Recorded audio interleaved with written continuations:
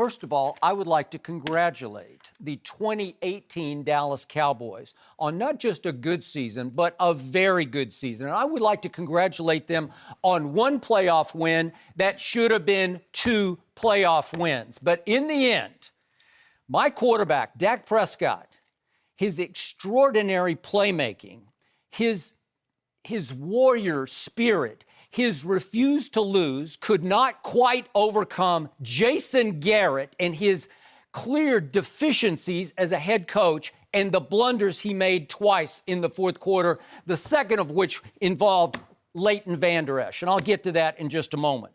But the point here is, did I hear one analyst all week long last week predict that the Rams were going to run wild on the Cowboys? Because all I heard was that the Cowboys possibly could run wild on the Rams. Am I right about that? No, that's what you said, because they gave up 5.1 a carry, and that's what Zeke averaged. You said that. Okay, no, that's what the stat said, because 5.1 was the league worst yards per rush that they had given up.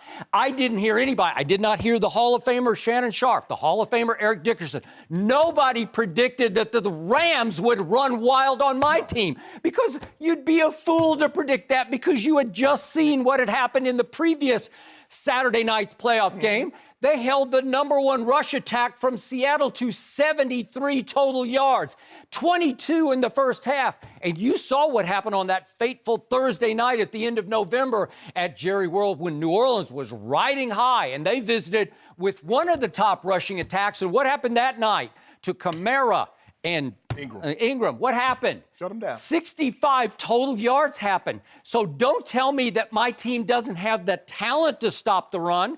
My team just wasn't ready to stop the run. Why because not? you know and I know, stopping the run has a lot to do. It's like playing defense in the NBA or rebounding in the NBA.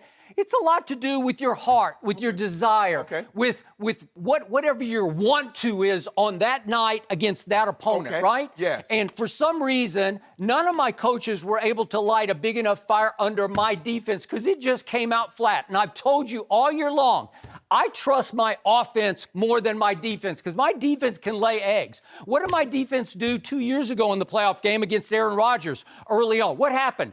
21-3 happened because they weren't ready to play, right? But you told me the team, because Jason Garrett is not a motivator, they don't need him to motivate them. I thought they motivate maybe themselves. they wanted to get even with the Rams for what the Rams did to them in the second half last year when Todd Gurley ran wild. And I'm here to submit to you, if the Rams don't sign C.J. Anderson on December the 18th, they do not win that game on Saturday night.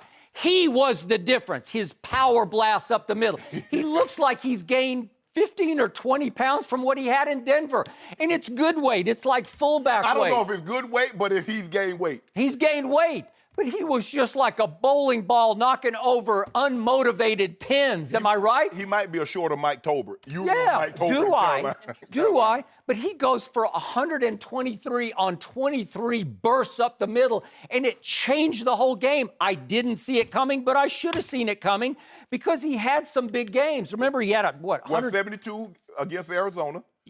Had 100. I thought he had 167, right? Yeah, it might have been 167, but he was he's way up there, and he had and 123 against the Rams. So he was doing this. No, against 49ers. I meant the 49ers, against the 49ers. Yeah. But my point is, I should have seen it coming. Somebody should have seen it. I don't know if the Cowboy coaches saw it coming, but he was just all over them all night long.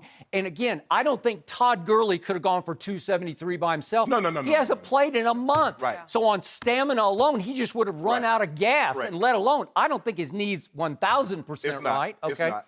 All right.